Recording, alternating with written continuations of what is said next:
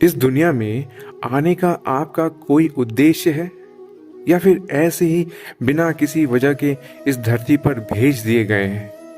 ये बात तो सत्य है।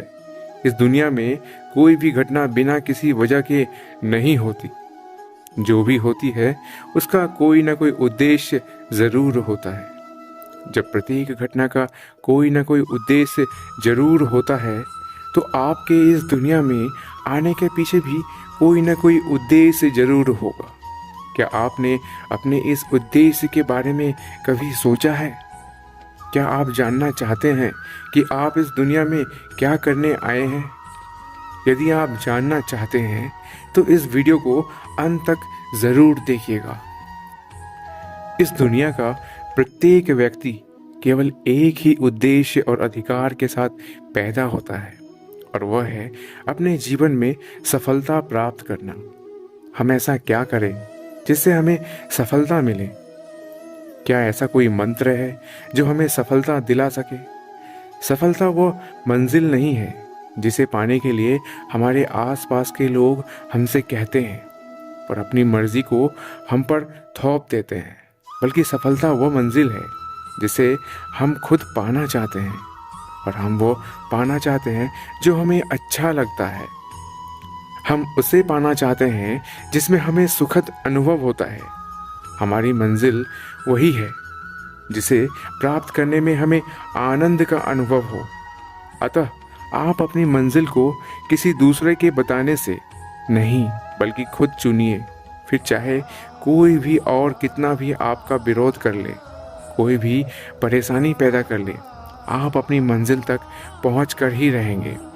तब आपको कोई रोक नहीं सकता। पर अगर बिना मन के सफलता मिल भी गई तो जिंदगी भर खुशी नहीं मिल पाएगी। यदि सफलता को प्राप्त करना है तो अपने मन के सागर में गोता लगाओ और देखो क्या आप अपनी जिंदगी में कौन सा रंग भरना चाहते हैं। देखो कि आप अपने आप को किस रूप में देखना चाहते हैं। अपनी इच्छाओं को, अपने सपनों को, अपने मन की आईने को सामने रखकर तो देखो। बिल्कुल साफ नजर आ जाएगा कि आप क्या चाहते हैं। आईना कभी झूठ नहीं बोलता, ना ही कोई शक पैदा करता है। जो जैसा है बिल्कुल वैसा ही दिखाता है। अपने उद्देश्य को जानो और चल दो अपने मंजिल की ओर, जहां सफलता आपका इंतजार कर रही है। आपको सफलता को प्राप्त करने के लिए समझौता नहीं करना है। दूसरों की इच्छाओं को अपने ऊपर नहीं थोपना है। जो आज सफलता के शिखर पर है तो उसका एक ही कारण है कि उसने वो किया जो खुद करना चाहता था। उसने अपने मनपसंद कार्य को अपना करियर चुना। अतः यदि सफलता को प्राप्त करना है तो उठो, जागो और चल दो अपनी मनपसंद मंजिल की ओर। और तब तक मत रुको जब तक सफलता प्राप्त ना हो जाए। अपने खुद के सपने को हकीकत बना दो, ना कि दूसरों के थोपे गए सपनों को हकीकत बनाने की कोशिश करो। क्या आप जानते हैं एक सफल और एक असफल व्यक्ति में सबसे बड़ी समानता क्या होती है और सबसे बड़ी असमानता क्या होती है? दोनों में सबसे बड़ी समानता यह होती है कि दोनों ही सपने देखते हैं, लेकिन सबसे बड़ी असमानता यह होती है कि सफल व्यक्ति तो खुद के सपनों को हकीकत में बदलने के लिए सफलता की ओर कदम बढ़ा देते हैं, जबकि एक असफल व्यक्ति दूसरों द्वारा उस पर थोपे गए सपनों के बोझ को लेकर उन्हें हकीकत में बदलने के लिए कोशिश करता है। यह बात समझ लीजिए कि अपने मनपसंद सपनों को पूरा करने के लिए कदम बढ़ाने से ही सफलता हासिल होती है और तभी हमारा इस दुनिया में आना सफल हो जाता है। अपने जीवन के उद्देश्य को पहचानो, सफलता प्राप्त करने के अपने अधिकार को प्राप्त कर लो। श्री कृष्ण कहते हैं, जब सूरज अस्त होता है तो दरवाजे हर कोई बंद करता है, लेकिन जब भाग्य का सूरज अस्त होता है तो भी दुनिया के दरवाजे बंद हो जाते हैं। जब कभी ऐसी स्थिति आए तो आप ध्यान रखना कि सभी दरवाजे बंद हो सकते हैं, लेकिन परमात्मा का दरवाज़ा कभी बंद नहीं होता, वो हमेशा खुला रहता है। अगर वो एक दरवाज़ा बंद करता भी है तो अनेक दरवाजे खोलते हैं। उदासी और दुख में डूबा हुआ इंसान बंद दरवाजे की ओर देखते हैं और भगवान की कृपा की जो दरवाजे खुले हुए हैं उधर नहीं दिखता।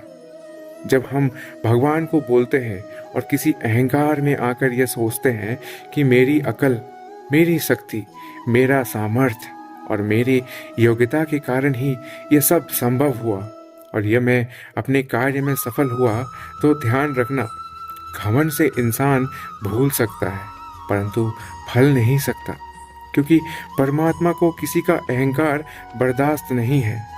जब व्यक्ति ऐसा करता है तभी चोट खाता है। एक बार महाभारत में युधिष्ठिर के सवाल के उत्तर में भीष्म पितामह ने कहा, मनुष्य से बढ़कर कोई नहीं। आपको ये जानकर आश्चर्य होगा कि 84 लाख योनियों के बाद हमें मनुष्य जीवन मिलता है और संसार के सभी प्राणियों में मनुष्य ही सबसे श्रेष्ठ है। लेकिन इस धरती पर हम दुनियादारी के चक्कर में ऐसे फंस जाते हैं कि हमारी बुद्धि सीमित दायरे में ही सिमट कर रह जाती है। हम सांसारिक सुखों को ही सब कुछ मानकर उसमें लिप्त रहने में ही अपना सौभाग्य और अपने जीवन के सफलता समझते हैं। क्या आपने कभी सूर्य की बिखरी हुई किरणों को लेंस के माध्यम से एकत्रित करके किसी कागज पर डाला है? आपने ऐसा जरूर किया होगा और आपने देखा होगा कि जब हम सूर्य की बिखरी हुई किरणों को किसी लेंस के माध्यम से एकत्रित करके उसे किसी कागज पर डालते हैं तो वो कागज जलने लगता है। लेकिन फिर भी लेंस ने ऐसा क्या जादू कर दिया कि सूर्य की किरणों ने कागज को जला दिया? दरअसल ऐसा इसलिए हुआ क्योंकि लेंस को पता था उसका लक्ष्य क्या है। उसका अपने लक्ष्य पर फोकस था। सूर्य की हर तरफ बिखरी किरणें किसी को नहीं जलाते, लेकिन जब वही किरणें लेंस के माध्यम से एकत्रित होती है तो कागज को जला देती है। फोकस के माध्यम से आप यह समझने लगते हैं कि आपको क्या करना है और क्या नहीं करना है। फोकस रखकर काम करने से हर बिगड़ी काम बन जाते हैं और आप अपनी ऊर्जा को बर्बाद नहीं करते। अगर आप किसी भी क्षेत्र में ताबड़तोड़ सफलता चाहते हैं तो आपको अपने काम के प्रति समर्पित रहना होगा। जब आप अपने मनचाहे क्षेत्र से जुड़ा कोई काम करते हैं तो उस काम के प्रति समर्पित हो जाते हैं तो आपको सफल बनने से कोई नहीं रोक सकता, खुद आप भी नहीं। एक समय की बात है, एक राहगीर देश की यात्रा पर निकला। जब रास्ते में रात हो गई तो वह एक व्यक्ति के घर रुक गया। उस व्यक्ति का नाम था रामू। रामू ने उस राहगीर की बहुत सेवा की और दूसरे दिन रामू ने राहगीर को बाहर देकर विदा किया। वह राहगीर रामू की सेवा से बहुत खुश हो गया और दुआएं देने लगा कि भगवान रामू को हमेशा खुश रखना और वह हमेशा दिन प्रतिदिन हमेशा आगे बढ़ता ही रहे। इस बात पर रामू हंसने लगा और राहगीर से रामू बोला, जो है वो अभी अब नहीं रहने वाला। इस बात पर राहगीर रामू की तरफ देखता है और वहां से चला गया। कुछ साल बाद वो राहगीर रामू के घर आया और देखा सारा धन और सारे संपत्ति सब कुछ चला गया है। रामू एक गांव के बड़े जमींदार के यहाँ नौकरी कर रहे हैं। पर राहगीर रामू से मिलने के लिए वहां चला गया। रामू ने उस अभाव में भी उस राहगीर का स्वागत किया और झोपड़े में फटी चटाई पर बिठाया। उसके पास खाने के लिए जो रूखी सोखी रोटी थी वो खाने के लिए राहगीर को दे दिया। जब राहगीर वहां से जाने लगा तो उसकी आंखों में आंसू थे और राहगीर कहने लगा कि भगवान तुमने यह क्या किया? तो रामू फिर हंसा और कहने लगा, आप क्यों दुखी हो रहे हैं? ईश्वर हमें जिस हाल में भी रखे हमें खुश रहना चाहिए, हमें धन्यवाद देना चाहिए। सदा समय बदलते रहता है और इतना ही नहीं, यह भी नहीं रहने वाला है। इस पर राहगीर सोचने लगा, मैं तो केवल वैसे ही राहगीर हूँ, लेकिन सच्चा राहगीर तो तुम हो रामू। कुछ साल बाद राहगीर फिर से यात्रा पर निकला। रामू से मिला, देखा तो देखते ही रह गया। सब कुछ बदल चुका था। रामू अब जमींदारों का जमींदार बन चुका था। उसे मालूम हुआ रामू जिस जमींदार के यहाँ नौकरी कर रहा था उसकी कोई संतान नहीं थी। उसने अपनी सारी संपत्ति और जायदाद रामू को दी थी। राहगीर बहुत खुश हुआ और रामू से कहा, अच्छा हुआ वो जमाना गुजर गया। भगवान करे अब तुम ऐसे ही बने रहो। यह सुनकर रामू फिर हंसने लगा और कहने लगा, आपको अभी भी नादानी बनी हुई है। राहगीर ने फिर रामू से पूछा, क्या यह भी नहीं रहने वाला? रामू ने फिर उत्तर दिया, हाँ, या तो यह चला जाएगा या फिर इसको अपना मानने वाला ही चला जाएगा। यहाँ पर कुछ भी नहीं रहने वाला है। अगर कोई चीज़ शाश्वत है तो वो हमारी आत्मा है, वो है हमारी मन की शांति, वो है हमारे मन का सुकून, और बाकी जो कुछ भी है वो हमेशा रह नहीं सकता। राहगीर ने रामू की बात को ध्यान से सुना और वापस चला गया। जो होता है उसे स्वीकार करो। कुछ सालों के बाद राहगीर उस गांव से गुजरा तो रामू का महल तो है, लेकिन उसमें रामू नहीं है।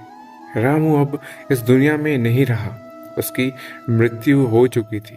राहगीर मन ही मन सोचने लगा, एक इंसान जिंदगी भर कितना दौड़ता रहता है, रोता रहता है, दुखी रहता है। जिन चीज़ों के लिए इंसान तड़पता रहता है, दुखी रहता है, वास्तव में वह चीज़ तो हमेशा रहने वाली नहीं है। वह सारी चीज़ बदलने वाली है। इस कहानी से हमें क्या शिक्षा मिलती है? हमारी ज़िंदगी में जब भी कोई मुश्किल, तकलीफ़ या दुख आए तो हमें सोचना चाहिए कि ज़िंदगी में इससे पहले मुश्किलें या उलझनें आई, क्या हुआ? हमेशा रुकी? जैसे सारी मुश्किलें आकर चली गई, वैसे ये भी चली जाएगी। ये हमेशा रहने वाली नहीं है। इसलिए आपको दुख में दुखी नहीं होना है, क्योंकि ये हमेशा नहीं रहने वाला, यह भी चला जाएगा। दोस्तों, इस वीडियो में बस इतना ही। मिलते हैं अगले वीडियो में। अपना ख्याल रखिएगा। जय श्री कृष्ण।